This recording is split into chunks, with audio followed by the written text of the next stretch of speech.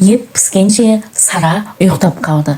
Қажекең қойшының қасында отырып, жалмауыз кемпір деген ертегісін айтқызды. Ет түсірілді. Ақбілектің ет жегісі келмейді. Малшыларға жеңдер дей берді. Етті жеп болып келе жатқанда Ұрқия келді. Жеңеше, ет же. Ұрқия ауыз түйейін деп бір жапырақ салды. Ет жеп болған соң Қажекеңді жатқызып, Ұрқия мен екеуі тысқа шықты. Әйнек алдында тұрып, екеуінің күбірлескендегі әңгімесі қалай жолығу, қай жерде жолығу еді. Ұрқияның ойы Ақбілекті өз үйіне апарып, екеуіне бір табақтан дәм жегізу еді. Ақбілек Әмір ағасынан ұялып, әрі балаларды жалғыз тастап кетудің есебін таба алмай бармауды қалап еді. Қаласа да Ұрқияның ойы дұрыс. Шамның жарығында оны көріп отырып, бір табақтан ас жеген қандай жарастықты. Бұл тұңғыш жолығуы ғой. Әрі сөйлесіп, бері сөйлесіп, Ақбілек балаларды ұйықтатып баруға бел байлады. Балалар ұйықтаған кезде Ақбілек мәре көйлегін, таза қамзолын киіп, жұпар иісін аңқытып, биқасап шапанын жамылып, аяғын ептеп басып, есікті ептеп жауып, буыны дірілдеп, табалдырықтан аттады. Ай жарық, қар күмістей жылт-жылт етеді. Жұлдыздар сайрап тұр. Екі үйдің арасындағы жалғыз аяқ жол қарауытып жатыр. Бұл жол ұжмаққа апаратын жол секілді. Осы жолмен барып, қызықты, тәтті, сұлу өмірдің есігін ашатын секілді. Басқан сайын баг есігі жақындайды. Жүрегі дүрсіл қағады. Ұрқия алдынан шықты. Әмір ағам қайда? Ауыз үйде, сендер оңаша боласың. Оялай, Ақбілек шын сонымен бірге отырғаны ма? Ұрқия есік ашты. Қатты ұйықтап оянғанда, қараңғы үй кенет жарқырап кетсе, көзің қандай ұялады. Баг есігі ашылғанда, Ақбілектің беті де ұялып, кіруге жүрексініп, әнтек кідіріп қалды. Кір, қарағым, кір. Олар көрінбейді, бірақ осы үй толған олар. Көйлегін содыр еткізіп, Ақбілек кіріп келді. Бекболатқа отырған үйі нұрға толып кеткендей болды. Ақбілек жеңешесінің артынан еріп, сызылып келіп, төменірек отырды. Тура қарауға дәті шыдамай төмен қарады. Есен бе қарағым, деп әуелі Ақберген амандасты. Бекболат қалай амандасудың есебін таба алмай, есен бе қарағым, деп жолдасының сөзін айта салды. Ақбілек, үш шүкір, деп енінің үшін қыбырлатты. Тым тырыс, апаңның арты жақсылығын берсін, Құдай әмірі мақұл, тек өз маңдайларың ашылсын деп үнсіздікті Ақберген сейілтті. Бекболат үндеген жоқ. Ақбілек уысындағы торғын орамалымен көзін сүртті. Бекболат төмен қарады. Ол екі арада Ұрқия етін түсірді. Қонақтарының қолына су құйып, дастархан жайды.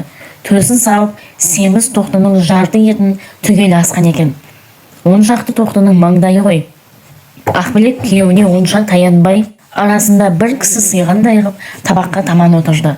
Ақберген пышағын алып, тураймыз ба дегендей Бекболатқа қарады. Бекболат қақты. Құдағи, мұнда келіңіз деп Ақберген астың алдын ана жақтағы қайнағасына жіберу керектігін білдірді. Ойбай, жей беріңдер, қарақтарым, күйеу кәдесін соң істерсіңдер, деп еді. Бекболат сақау кісіше ымдап болмаған соң, Ұрқия табақты ауыз үйге апарып, бір жапырақ кесіп беріп, қайта әкелді. Күйеулер Ұрқияны шақырып, төртеу болып, табақты жағалай отырып, ет жеуге кірісті.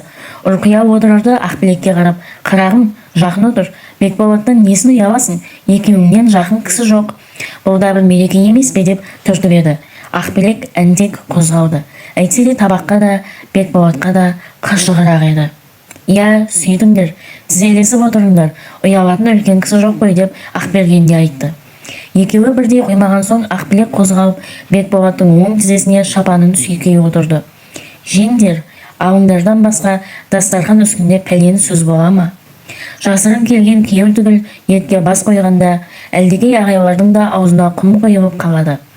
Бәрі де әдепті, сыпайы, бірін-бірі қалтықсыз сыйлап, шын көңілмен жақсы көріп, өліп өшіп отыр. Ет жеп отыр деймісің? Бұлар ырыс жеп отыр ғой. Бекболат көз қырымен жараның бетіне қарап қояды. Ақбілек бұрынғыдан сұлу, әдепті, салмақты сәулем болған екен деп ойлайды. Мұндай жары болғанда ішінен мақтанып, мұртынан жымыңдайды. Ақбілек әнтек именіп, бетінің ұшы ойып алғандай қызара береді. Бекболаттың бетінде тура қарауға беті шыдамайды. Оның салалы саусақтарында көзі түскенде Қарамұрттың саусағы есіне түсіп, өз ойынан өзі ұялып отыр еді. Күзгі беймаза қара шыбындай дәл осы арада есіне түсіп, мазасын алғанға ішінен қынжылып еді. Ақбілек шашын сипаған боп, шалқайыңқырап Бекболаттың бетіне бір қарады. Көзіне көзі түсіп кетті.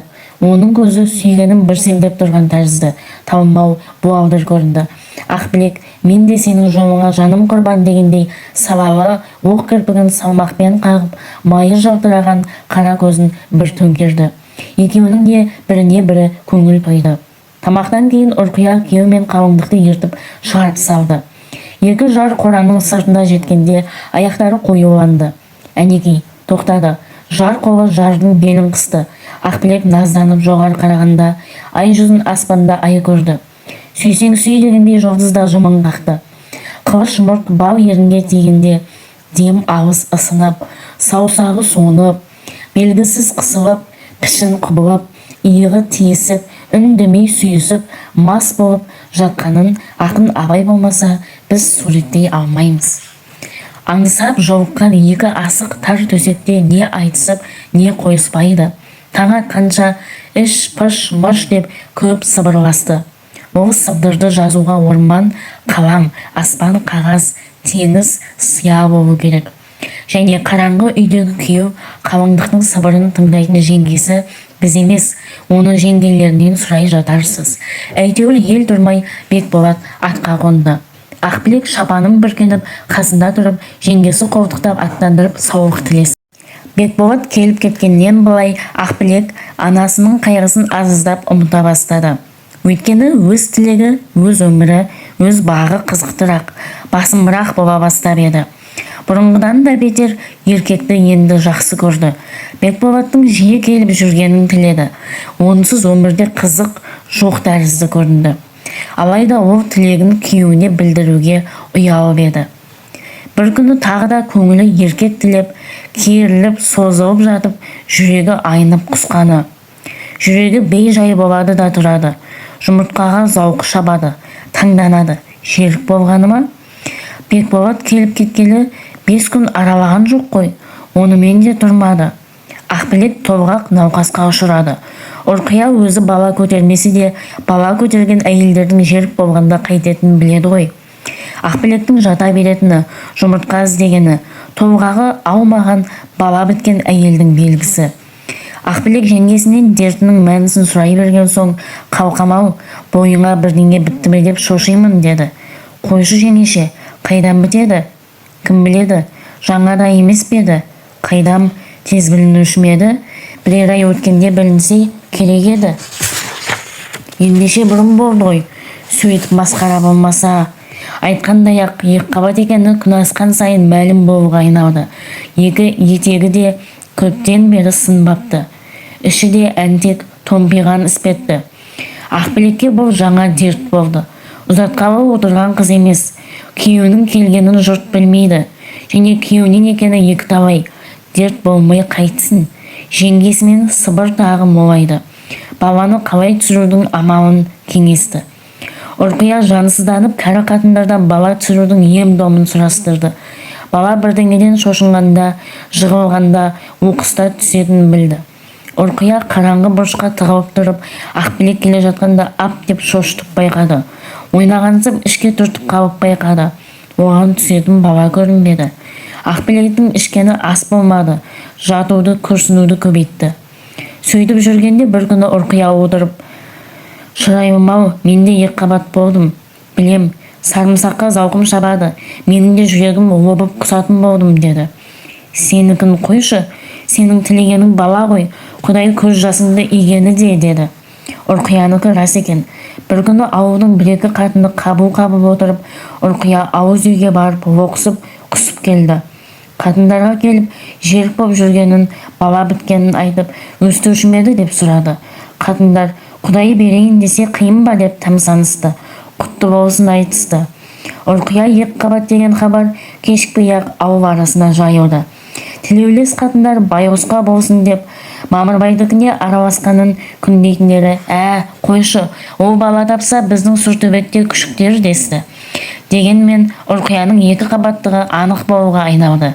1-2 айдан кейін іші де білініп қалды. Аздан бері ақсақал аттан түспейтін болып кетті. Ағайын арасының дау-шары, кемпір назы дегендейін ақсақалдың алдына келмей тұрмады. Біреуге ол деп, біреуге бұл деп сөзге кіріспесе, ептеп-септеп өз құлқында ойламаса, ел адамының арамдығы айбыны бола ма? Дос сүйсініп дұспан күйіне ме? Әйтпесе ақсақал атана ма? Мамекең де ақсақалдың қалпын құрып атқа мініп жүреді. Не жұмысы барын кім білсін, бүгін қасына Ұлтарақты ертіп әбен ауылына кетті. Ел адамдары ол ауылға осал оңтайға жұмыспен бармаса керек қой. Ақсақалдың барысы да сірә тегін емес қой. Жүрерінде ауылдағы өрімші Тайкөтті шақыртып, сақал мұртын тұжыртып, кеңірдек жүнін қырдырды. Ақбілектен жуылған көйлегін сұрап киді. Төс қалтасына 8 бүктеп таза орамал салды. Етігінде түкіріктеп сүртті. Көптен бері бүйтіп түзелгенін Ақбілек көрген жоқ еді. Бір сый жерге баратынын іші сезді. Әбен ауылы 30 шақырымдай келуші еді. Біздің қыдекеңдер болса, жолда бір ауылға қонып, бір ауылға түстеніп отырып, 6-шы күні қонаға әрең жетер еді. Мамекең ондай қолы тиіп жүрген азбақ ақсақал емес қой. Жолда атын бір шалдырып, қонаға әбен ауылына келді. Жайлауда болмаса қыстауында отырғанда әбен ауылына бармағалы 2 жыл аралап кетіп еді. Әбен ауылы Алтайдың бір шұрайық қойнауында былқылдақ бұлақ. Бұлақ бойы тау, сырты орманды, ақпарлы, заңғар тау, алды бұйрат. Бұйрат ішінде қамысты көл. Бұлақтан өте берістегі ұзын қора әбендікі. Анау таудың ет бауырындағы жеке қора әкесімен тосқан Сатай қажыныкі. Мамырбай ақсақал бұлақтан өтіп, қораның ығындағы тармақ діңгекке таман келе жатыр. Арты тұтас, алды ашық, жарыса созылған 2 ұзын қора. Ортасы беті ашық аран. Бұл аранға 5-600 жылқы сыйып кетеді. Теріскейдегі ұзын қораның күнгей беті жағалы есік. Мұның бәрі қойға, түйеге, сиырға, ботаға, тайыншаға арнап соғылған бөлек-бөлек мал қора. Анау артқы көлденің өңшең ат қора. Күнгейдегі ұзын қора байдың үйлері. Өзі отыратыны бір басқа, 2 қатынның үйі 2 басқа. Баласының отауы, қонағүй, малышалардың үйі, шошала, еттік, астық хана. Қораның төңірегі таптаза. Аранның түкпірінде буы бұрқырап, 2 құр ат суып тұр. Ақсақал аттарын діңгекке байлатып, етегін қамшымен бір қағып, қақырынып, теріскей жақтағы кішкене есіктен байдың қорасына кірді. Қадалары бір-бір кісідей, көш құлаш дөңбекпен, сыпсың шыршпен жабылған, бүп-бүтін оқтай заңғар қораға кіріп келгенде, не дәуірақ денелі ақсақал баладай боп кетті. Өмірі мұндай қораға кіріп көрмеген Ұлтарақтың көзі бажырайып, аузы аңқиып қалды. Толып жатқан есіктің қайсысына кірерін білмей аңырып тұрғанда, бір есіктен оңтайлы аттай даяршы жігіт шыға келіп, сәлем беріп, қонақ үйге бастады. Сықырлаған жаңа есіктің тақтай табалдырығын аттап, қонақтар үйге кірді. Ақсақал сәкі тақтайға отырар-отырмаста, даяршы жып етіп етігін тартты. Ұлтарақ қолбаңдап жете алмай қалды. Етік қоятын жерде бөлме тақтайлы қабырғадан шығарған шкаф екен. Үйдің асты тақтай, төбесін қолдың саласындай мүсін шұрыппен ит арқалауы қыла жауып, ақпен сылап тастапты.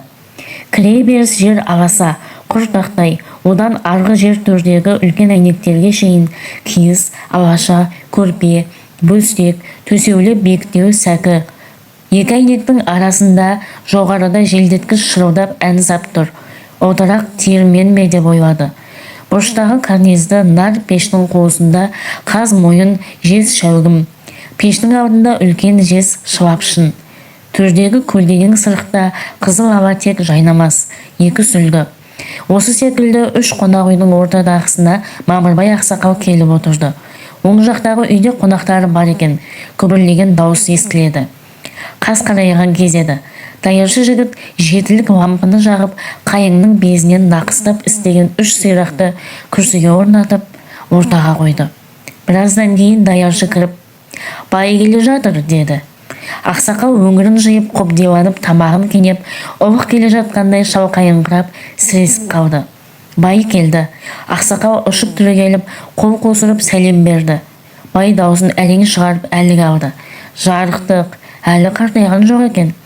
Без белді қара бүркіттей айыр сақал, қылыш мұрт, қабақты, қасты, мұрынды, айбынды, арғымақ, ақсары кісі. Келбеті бұрынғының батырындай. Байдың қасында Мамырбай ақсақал емес, қарын торшық тәрізденіп кетті. Бай түрегеп тұрып даяршыға аяғын ұсынды. Даяршы мысықша жып етіп, етігін еппен суырып, тері шалбарының құрысқан балағын жазды.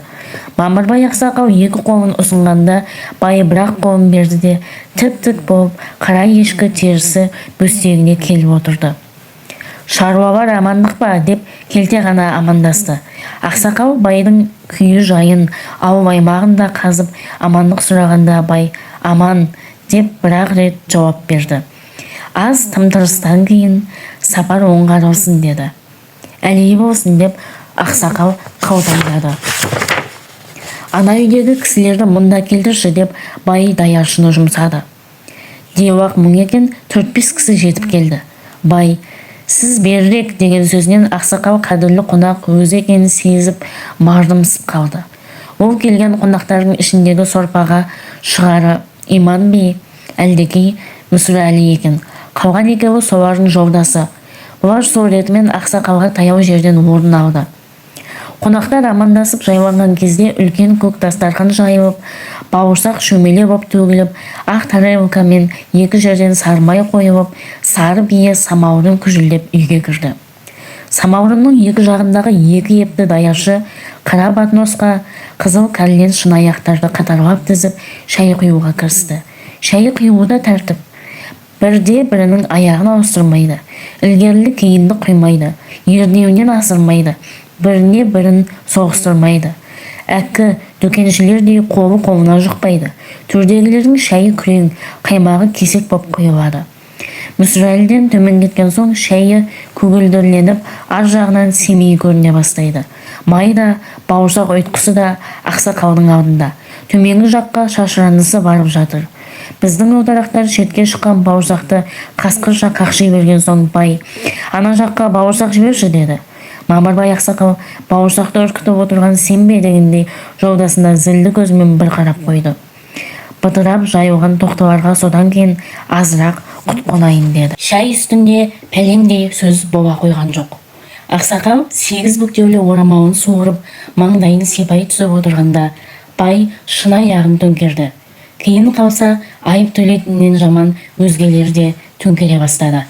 Шай жиылды. Байдың баудасын құрып отырғанын көріп, бір адам аяғын көсілген жоқ. Әлдекей өзіне өзі келіп, қара шақшасын суырды. Бай қақты. Топырақ салған, қалақшалы кішкене шылапшын Әлдекейдің алдына жетіп келді. Сондай бір шылапшынды өз алдына қойып түкіріп отырды. Оны көрген олтарақтар қалай болса солай былш еткізуді доғарып, қақырғысы келсе тысқа шығатын болды. Әлдекей қаз мойынды баяғы қағысына салды. Мүсірәлі құс көрген қашығаша қобдиланып, алақанын жайып еді. Әлдекей бетіне ажырая қарап, басын шайқап, шақшасын тұтамдап отырып алды. Алақаны жаюлы қалған соң Мүсірәлі ұялыңқырап, кішкене деді. Өзіңдікін айтсайшы деп Әлдекей қаранды. Әкел бері деп Мүсірәлі омыраулап тізеден тартты. Болмайды деп Әлдекей оны елең қылмай жайымен түкіріне берді. Сол кезде Бай жымиып Әлдекейге қарап, Мүсірәлі саған неге жапса береді деуақ мұң екен. Әлдекей қоқайланып, білмеймін, осы иттің маған неғып үйір боп жүргенін деп бір жымиып алды. Мүсірәлі Әлдекеймен құрдас еді. Әзілге доғалы болған соң Әлдекей оның иығынан түспеуші еді. Бай сонысын біліп әлгі ишарасы тағы бір қолға ал дегені еді. Байдың онысын сезген соң Әлдекей ұзын кеңірдегін созып, баяғыда осы Мүсірәлі Шаян Ноғайдың бақалын қыдыртып жүреді деген кезде отырған жұрт жымыңдап күлуге ыңғайлана бастады. Бұл онда Бекетпен құда ғой. Бөкет бір тілді адам еді. Сонда Мүсірәлі қалмақшы Исабаймен оңаша сөйлесе беріпті. Құдаңыз сізді керек қылмай кетті ау деп жұрт Бөкетке қалжыңдаса керек. Сонда Насыбайын атып болып, Бөкет айтқан екен, Батыр мен батыр маңайласқан жауда бас қосады. Шешен мен шешен таңдайласқан дауда бас қосады. Молда мен молда жайнамазда бас қосады. Ит пен ит жер ошақта бас қосады. Анау қалмақшының иті, мынау қасқыр тымақтың иті. Екі иттің бас қосқан жері осы болды ғой деген екен. Жұрт ду күлді. Мүсірәлі қызарақтап, «Ва шіркін-ай, қашан сүй» деп, «Өзің кім едің?» деп келе жатқанда әлдеқи тағы киіп әкетті. Тәнті мырзаның аузынан жауыны шығып тұрған кезі, біздің Сәрсекеңе қырындап жүрсе керек. Қозыкеге келіп түсіпті. Қозыке, Сәрсекең алдына жай, Сәрсекең алдына жай дей берсе керек. Сонда тәнті мырза дастарханды серпіп жіберіпті. Жұрт аңтарылып отырып қалыпты. Омарәлі ділмар адам екен, сөзді сол кісі бастапты. Ертеде бір жақсы хан Жаман хандыкіне қонаққа келген екен. Жаман хан салған жерден, хан, еліңіздің қатыны буаз ба, малы жуан шама деп келе жатқанда, ана бөлмеде отырған қатыны шыжымды тартып қалыпты. Жаман хан борбайын ұстай тұра жөнеліпті. Жаман ханның данышпан уәзірі бар екен. Жақсы хан уәзірден, ханың неге кетіп қалды? Қатыны буаз ба, малы жуан шама деген қай сөзі деп сұрайды.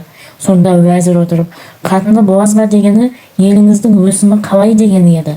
Малы жуан шама дегені шаруасы берекелі ме деген еді. Сіз сол сөзді түсінбеген соң кетіп қалды депті. Жақсы хан аттанған соң мені не деп кетті деп Жаман хан уәзірінен сұрағанда, уәзір манаға жауабын айтып, сізді мақтап кетті депті. Сонда Жаман хан, уаят деген ай, шыжымды ерте татпағанда одан да дәмді сөздерім бар еді деген екен. Сол тәрізді бұл кісінің шыжым тартып отыратын бәйбішесі еді. Қозыкеңнің сөзінде парық жоқ деген соң, тәнті мырза мырс етіп, жұртта күліп, қошемет қып, тамақ жеуге кіріскен екен. Біздің Мүсірәліде Жаман хан секілді өзінен қатыны тәуір адам дегенде жұрт тағы күлісті. Манағы ма, Мүсірәлі одан жаман қызарықтап, дабырлап, сен бір надансың деп келе жатыр еді. Әлдекей тағы бір мысал сөйледі. Әкімбек мырзаныкінде Алшынбайдың Ісләмбегі келіп отыр екен. Жанәбіл қожа осы әсекеңдер де бар екен. Бір сөздің кезегінен Ісләмбек Жанәбілдің қожалығына тиіп сөйлесе керек. Сонда Жанәбіл отырып, имам Ғаламай Таптазани мен қожайы Бахауиден бір мәжілісте отырса біреу, я Зүлжалал депті. Таптазани ғалым кісі екен. Зүлжалал емес, Залжалал деген дұрыс десе, қожайы Бахауиден Зүлжалал деп дұрыс деп жатып таласады. Бахауиден қызып кетеді. Ендеше Лауқо Мақпыздың өзінен қарайық дейді. Қараса Зүлжалал екен. Сонда Таптазани назаланып, ей тәңірі, Залжалал еді ғой, мынау үтірді сызып тастайын ба дегенде, Құдай тағала, сенікі де рас, Залжалал еді. Бірақ мына Бахауиден кереметті құлым еді. Осыны оялтпайын деп Зүлжалал қып түзетіп қойып едім деген екен депті. Құдай өтірік айтама деп Ісләмбек Жанәбілді оялтыпты. Жанәбіл Ісләмбекті тоқтатқалы, қаз дауысты қазығы өлгенде, бегі мысық әулие өлікті асасымен 3 салып, 4-ші сала бергенде, жынды мысың деп біреу қолымнан ұстай алған екен. Сонда бергі мысық әулие, әй, қолымды бекер ұстадың ау, енді бақ дәулет 3 атасына шейін ақ барар деген екен, деді. Ісләмбек қазы кеме 3 атадан соң келеді екен, сөзден жығылыпты. Бұл Мүсірәлі рас, Таптазани сияқты ғалым адам. Одан бұдан жинастырған сөз болмаса, бізде мұныкіндей інім жоқ деп, әлдегей надансың дегенге тағы оң бір май кекетті. Жұрт тағы қарқ болысты. Жақсылардың бұл қаңқулап отырған Мүсірәлісі, құдасы келінін бермейтін болған соң, байдан жәрдем сұрай келіп отырған кісі еді. Партияда 5 түндікті артынан ерте алмайтын, ағайынға сүйкімсіз, мал жанды қырау адам еді. Мүсірәлінің үйін қандырған соң, қызыңғыраған бай бір жігітке ым қағып домбыра алдырды. Жынды қара деген жігіті қазақ пен сарттың айтысқанын айтып, қонақтарды күлдірді.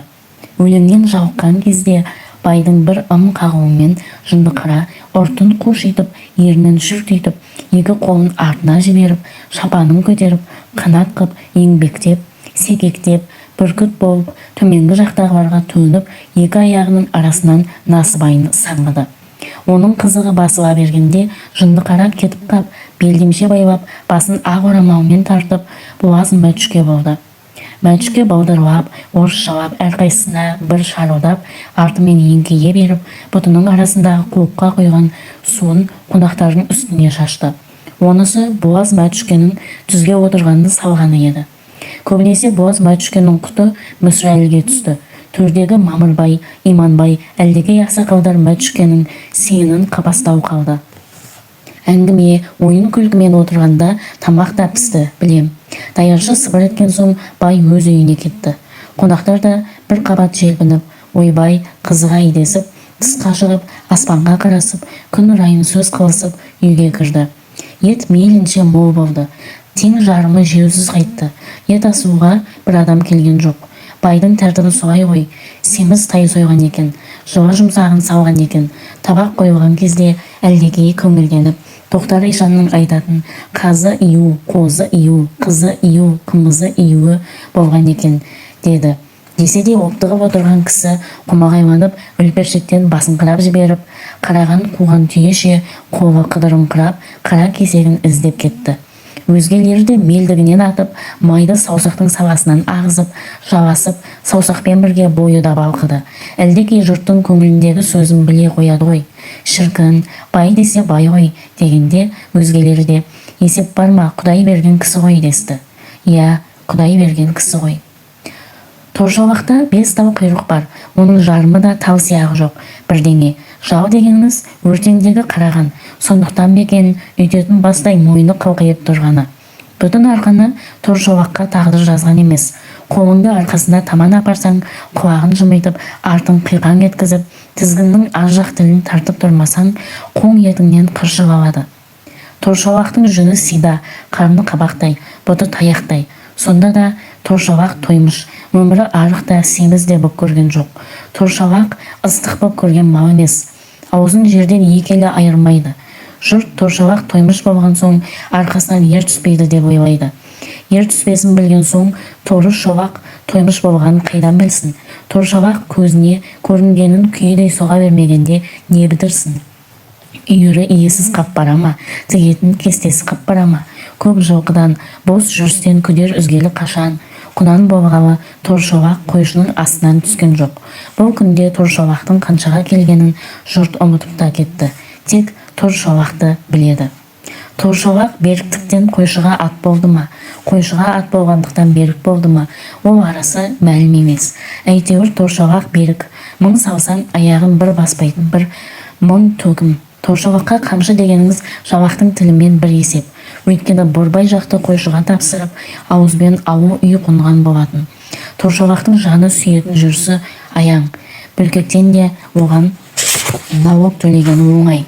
Желіс, шабыс түске кірмеген нәрсе ғой. Өйткені кішкене бүлкектесе, қарны қорқ-қорқ етіп, шортасы үзіліп кете жаздайды.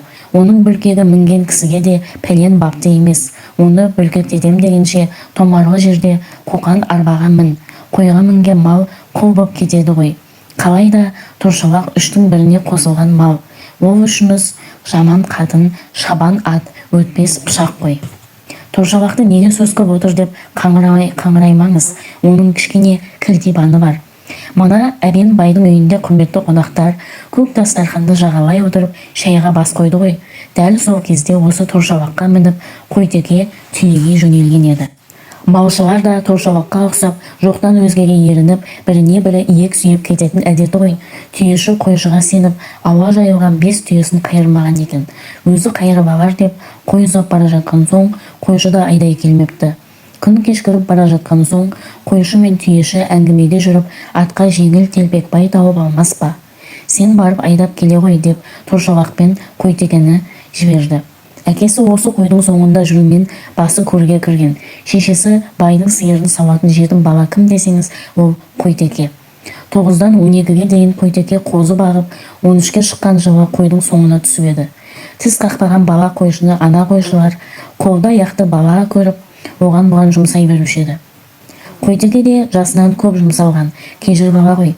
Әйтсе де тіл алмаса, үлкен қойшылар тоқмаш сыйлап қоятын білген соң, жазған Қойтеке тепеңдеп түйеге тартты.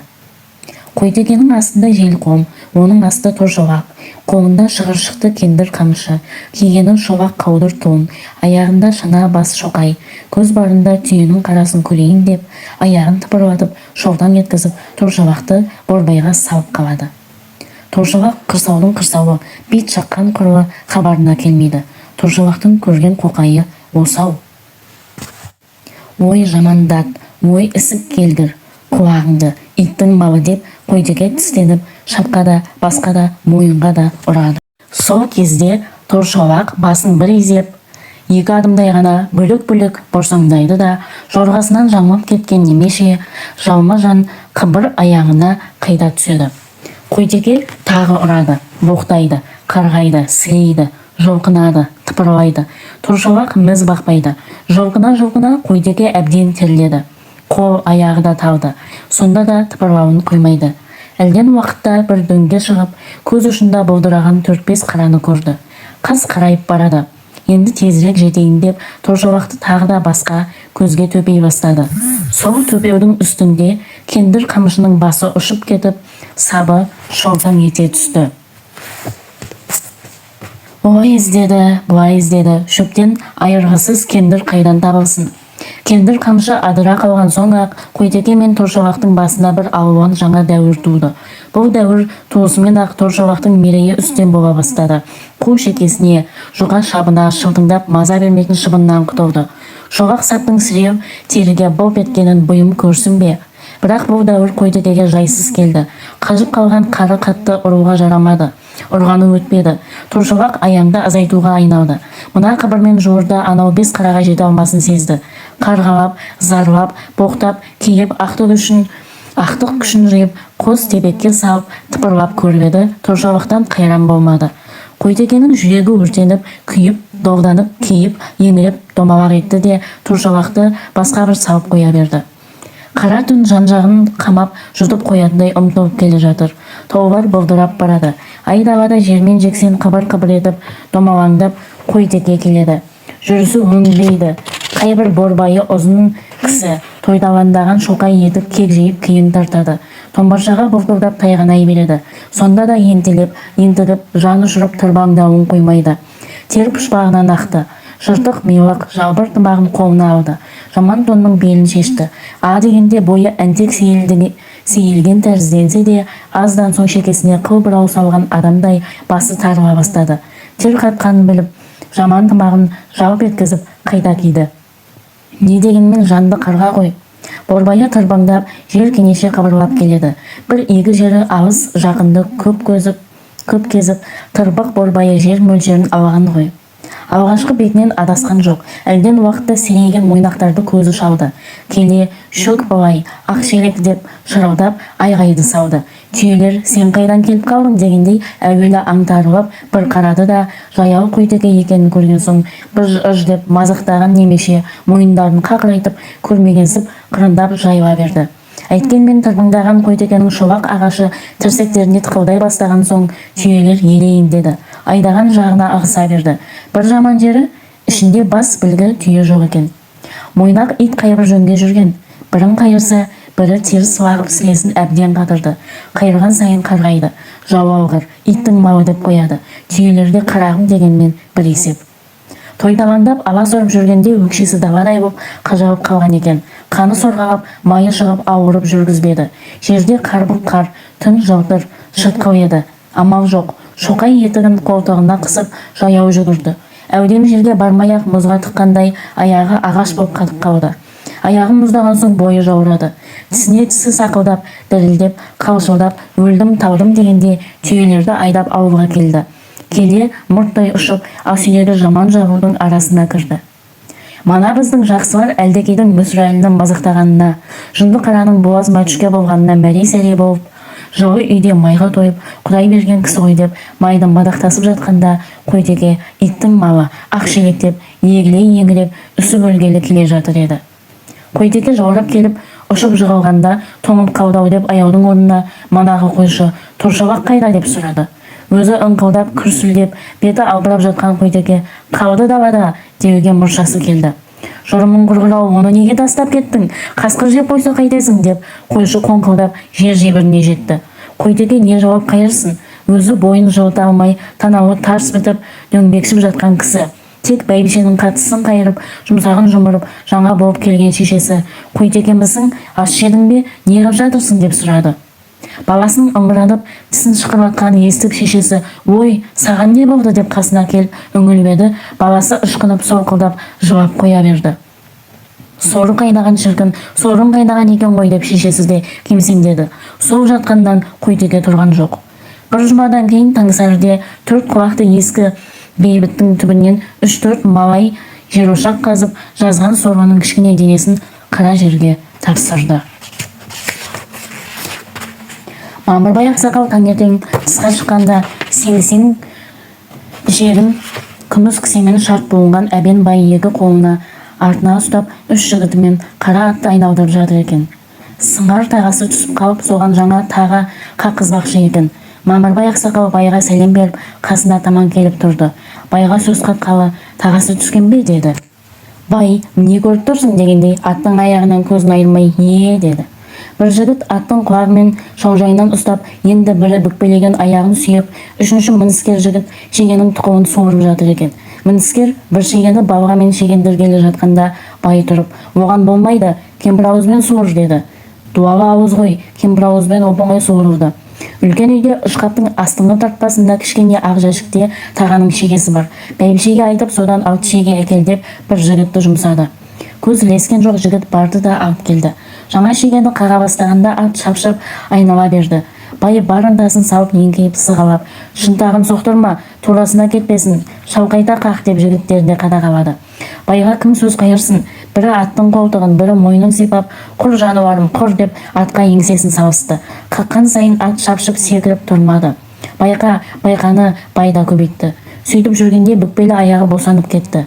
"Неге босатасың, дурак?" деп Бай аяғын ұстағанға ұрысты. Жігіт таңдайын қағып, аяққа жармасып жатып: "Шылбыр үзіліп кетті" деді. "Андағың қай шылбыр? Бері көрсетші." Жігіт көрсетті. Бай шылбырды көріп: "Кімдікі бұл жаман шылбыр? Біздің шылбыр емес қой" деп ақырды. Ат басын ұстаған жігіт бұл аттың шылбыры кеше құрыққа тағылған, мына шылбыр қойшынікі екенін айтты. Бай: "Құрықтың өз бауы қайда? Құрықтан ол шылбыр неге алынбаған? Өз жүгеніне неге тағылмаған?" деп сұрады. Жігіт құрықтың бауы үзіліп қалғанын, құрық жылқышыда кеткенін білдірді. Бай кейіді. "Шылбырды құрыққа таққан кім?" деп сұрады. Жігіт таққан кісінің атын атағанда Бай: "Иттің баласы" деді. Бай иттің баласы деген кісіге бапты болмайтын жігіттер де біліп тым-тырыс болды. Өйткені ол зорын тапқанда Байдың аузынан шығатын сөз ғой. Бай ашулана бастаған кезде тұруды қолайсыз көріп, Мамекең үйге жөнелді. Бір дуан елді аузына қаратқан атақты Байдың шылбырға болар ренжігені Мамекеңе уақ мінез секілді көрінді. Шегенің қай жерде тұрғанына шейін білгеніне неткен ұмытпайтын шаруақор адам деп таң қалды. Бірақ Матайдың әбеніне мін тағуға болмайды. Ол біліп істейді. Оның ірі мінездері толып жатыр. Әбен өзінен жоғарғыға шәкірт, өз теңдесіне кекірт, өзінен төменге ұстаз бола біледі. Берем десе де, алам десе де, қылам десе де қолынан келеді. Бай білмейтін ақыл жоқ. Ол ішті кісі. Орыстың, қазақтың ұлығы Байды аттап өтіп көрген емес. Бай ұлықты күтсе есінен тандырады. Бірақ Бай еш уақытта "Мынаны былай қып беріңіз" деп айтқан емес. Тек сый құрметін басынан асыра береді. Уақ түйекті айтса, Байдың нөкерлері айтады. Олар да Байдың сөзі қып айтпайды. Елдің қамы үшін пәлен түген деп жақауратып, майдалап келтіреді. Ол түгіл елдің уақ түйек сөзіне де Байдың өзі кіріспейді. Ол тек "Ананы үйтіңдер, мынаны бүйтіңдер" деп қысқаша бұйрық қылады. Сырдан сыңар аяқ өткен құла ауыз билері, нөкерлері тілдің майын ағызып, қанын тамызып, әңгіменің иін әбден қандырып, пісіріп, түсіріп әкеліп, тоқ етерін Байға естіртеді. Бай не мақұлдайды, не өз картасына келтіреді. Шайдан кейін Байдың нөкер билері бірі Мамырбаймен, бірі Иманбаймен, бірі Мүсірәлімен оңаша шығып сөзге кірісті. 2-3 сағаттан кейінгі әңгіменің тоқ етері мынау боп шықты. Бірінші, Мүсірәлінің құдасын көндіріп, келінін бергізуге Бай міндетті. Соның үшін Мүсірәлі Байға бір жақсы ат сый қылады. Екіншісі, Мамырбай ақсақал құдай дескен құдасынан айырылады. Өйткені ол Байдың дұшпаны, малын да жесірін де кетіру керек. Ақбілекке Бай орнын тауып береді. Үшінші, Иманбай би қоласындағы өрік деген жесір қатынды 2 баласынан айырып, іргеден шығарып, 6 қараға Мамырбайға сатады. Қалың малдың бір қарасы байдың сыбағасы болады. Төртінші, өрік қатынның малы бөліске түседі. Малдың жарымы мен екі баланы бір жамағайынның қолына беріп, қалған жарымын жақсылар үлесіп алады. Бесінші, Мамырбай ақсақалдың бір мүддесі мұқашты мұңалту болса, оны жайғастыруды бай мойнына алады. Қалай жайғастырғанын кейін естірсіз. Сөйтіп, кешеден бергі байдың сый-құрметі далаға кеткен жоқ. Есесі толды. Байға Құдай берген кісі ғой. Құдай бергенге Құдай береді деген осы да. Етке тойғанда құда 1000 жылдық деп қазақ босқа шатады. 1000 жылдық болса, Мамекен құдасынан неге айырылды? Күштілер өз тамағына бірдеңе түсірерде, жетім жесірдің көз жасы, әділдік, туралық, обал бар, Құдай бар деп күлгірленеді. Олай болса, өрік неге жаза тартады? Екі баласы неге зарлайды? Қойтеке неге жасын жерге шертеді? Сүттей ұйып отырған шын сүйіскен асық жарлар Ақбілек пен Бекболат неге айырылады? Қандай шындық? Қайда әділдік? Қайда адамгершілік? Қайда Құдай? Қайда қиямет? Ойланыңдар, бейуаздар. Қасқыр өзі де ойланбайды.